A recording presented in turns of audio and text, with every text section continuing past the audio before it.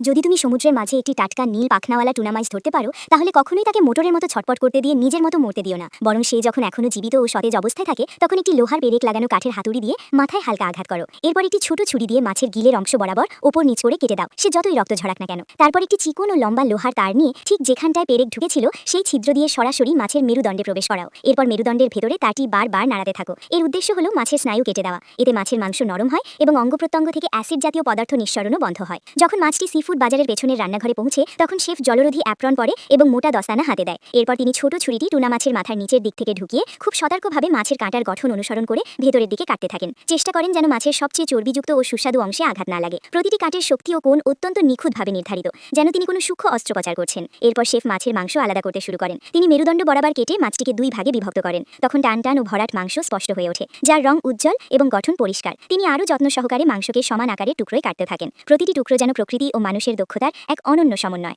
তাজা এবং লোভনীয়। বন্ধুরা, সাবস্ক্রাইব করে দিও।